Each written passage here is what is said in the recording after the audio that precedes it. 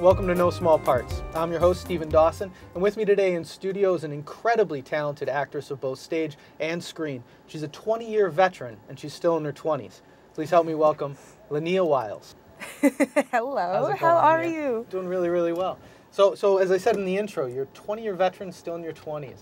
So how old were you when you first got started in the business? I first started when I was 4 years old.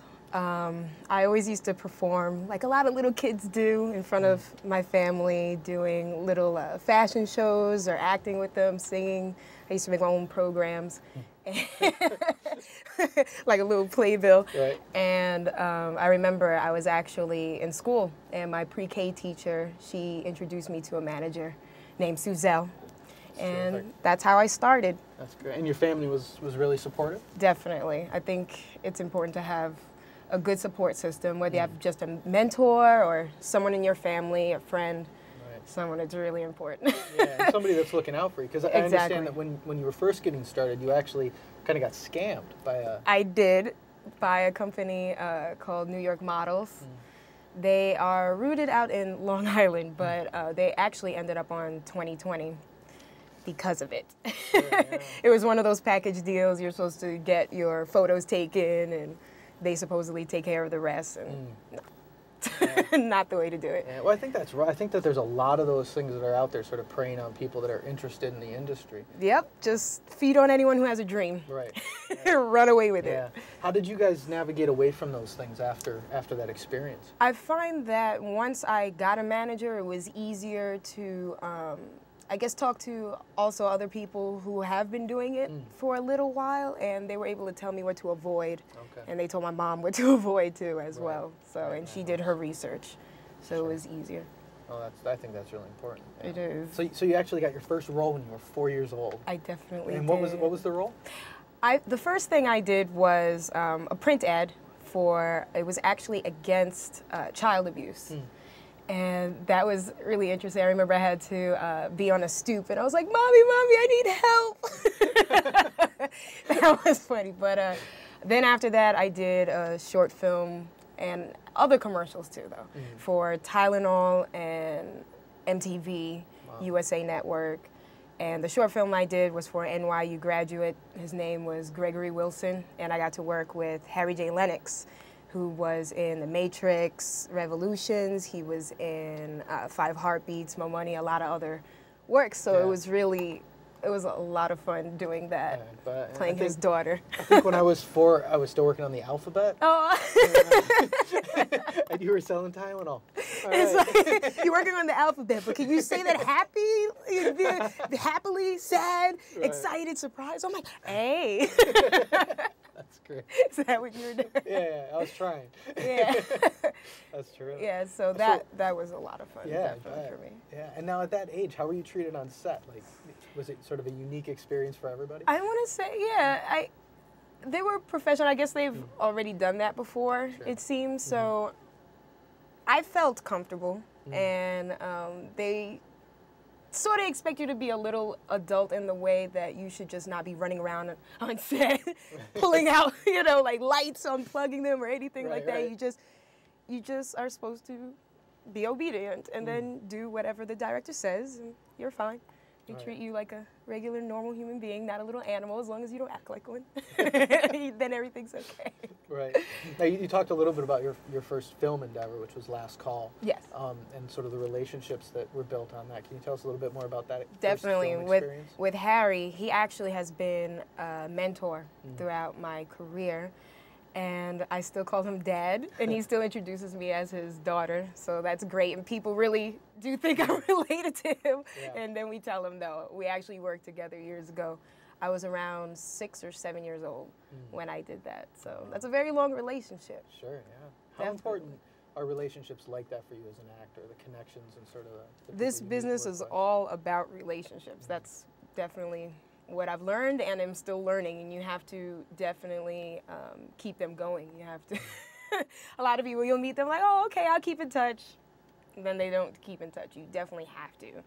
You have to maintain that, keep them updated, ask them what they're up to, whether it's a director, another actor, because a lot of people, they're like, oh no, I'm only going to keep in touch with a director or a casting director or an agent, you know, someone that they think is important. And everyone is important, really. You don't know what someone might be background today and the next director tomorrow. So next big director, you can't underestimate anyone. And I think that's a great attitude to have, that everybody's important. Definitely. You know? And I understand you actually studied film at St. John's, yeah? Yes, I did. So what was that experience like? It was a lot of fun, definitely. With that, again, I would say I had like a support group also. I found my niche there in college because we had a film club and everything. I learned writing, directing, editing. I'm currently writing right now so that I can produce my own films. I don't have to worry about auditions like, oh, and you know, instead of looking forward to the next audition, you nowadays have the power to create your own work. Yeah, so I think that's a huge advantage. A lot of people don't. It's a lot of effort. It's not easy. So that's definitely something a lot of people forget, or they say, oh yeah, I'm going to do it, and then they lose inspiration. You can't. But that's exactly where I got my start in college with that, and I still keep in touch with everyone, and we all work together still.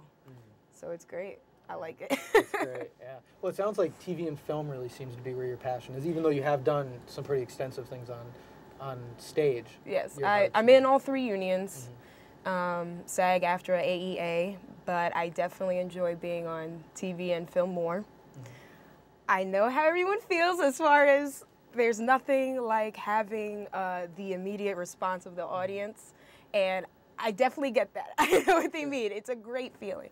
But I don't know, it's just more intimate in a way, like a camera picks up all of your expressions and everything, and when you're on stage, you emote more out to the crowd, and I sort of like the intimacy, the subtleness.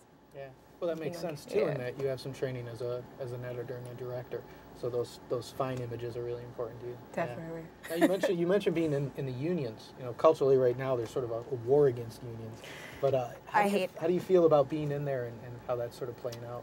It's definitely a privilege for more than even past the thing with pay and all of that stuff. There are different benefits that you get from being a member, and like I said, it's always good. Like with relationships, you're able to build relationships with other people. You go to seminars, you get to learn more about your craft. If you become part of the SAG Conservatory, you can also take classes. Let's say, oh, I feel I've done everything on stage and TV, but I don't know how to read a teleprompter. You could even go to a class for that, and you just pay like $20 to become a member, and that's it.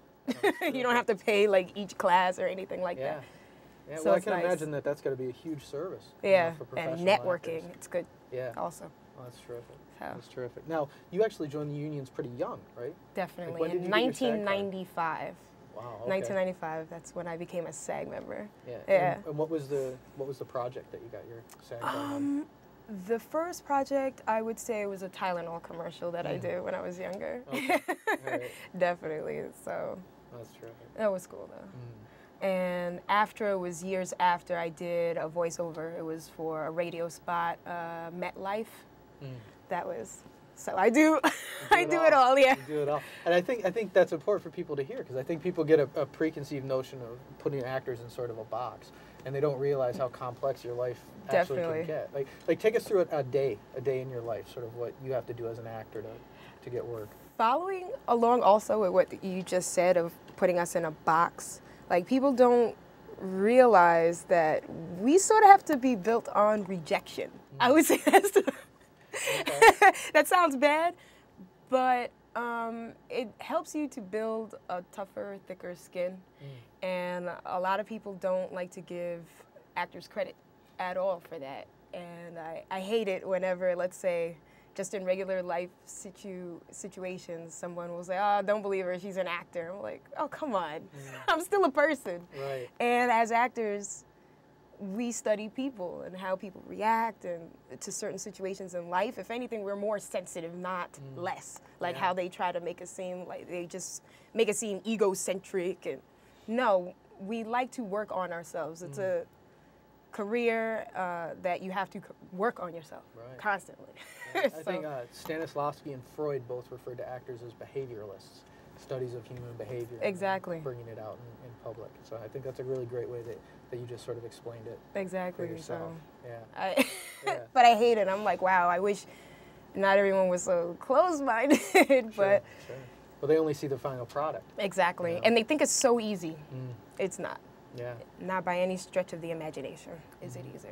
So tell us about some of the struggles, some of the, like just the day-to-day grind of constant unemployment. Oh my God. It's interesting because you can feel like, okay, I have everything, I have all my tools, and still something is just not right. Like you still feel like you always have to work on something. Like you'll take your headshots and you're like, okay, I'm gonna submit to agents and stuff. Okay, I got an agent, but why am I not getting called? You'll say something like that. Yeah. And that is something I have faced. And it's like you have to work on that relationship, but it's not even about the agent anymore. You know, you have to wonder how other people perceive you and make sure that the tools that you have fall in line with that. And it's not easy, you know. So you have to know your niche. Yeah. You have to brand yourself. Exactly. It's all about branding yourself. And some people might not feel the headshot really looks like you or something. One little thing could just throw off any chance of getting some type of opportunity. And you might not even know it yourself. So and you'll never know it's why. trying to stay a step ahead and knowing what other people might be thinking.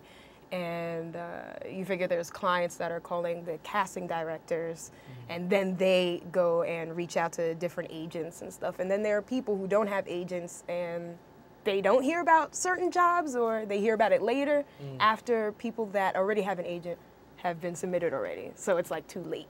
Sure. So it's a war. It is, but you got to be strong and figure it all out. So what keeps you going during those sort of dry periods when there isn't a whole lot of work? Definitely the writing. I stay inspired constantly looking at different movies and works and trying to create different ideas myself. And you have to keep faith. You really do. Yeah. You'll have a dip, but you realize like at the end of the day you love it and you can't see yourself doing anything else. Yeah. So what's going on right now? Do you have any projects that just wrapped or anything that's coming up right now? Well, the movie, The Big Shot Caller, I played one of the leads, Alyssa. It's now on sale on Amazon.com, BestBuy.com. It already went through film festivals, all kinds of, and select theaters. So now everyone could go and get it, and see it. I played Alyssa. She wasn't too nice, but I don't want to give away. I don't want to give everything You got to away. go see the film. Exactly. Right. Well, that's terrific. So if people want to check you out and follow you along in your career, where can they find you? You can find me on Facebook under my name, Laneya Wiles. I have a website, www.laneyawiles.com. Terrific. I have a Twitter. I'm doing everything. You're all over the place. Yes, That's great. Well, Laneya, thank you so much for coming in and visiting with us. Thank you for having me. It was great. I really think that a lot of what you said really, I think, can go a long way to let people know what the career of an actor is like, as well as interest them in a fascinating career that you've had. So thanks a lot for joining. Thank you.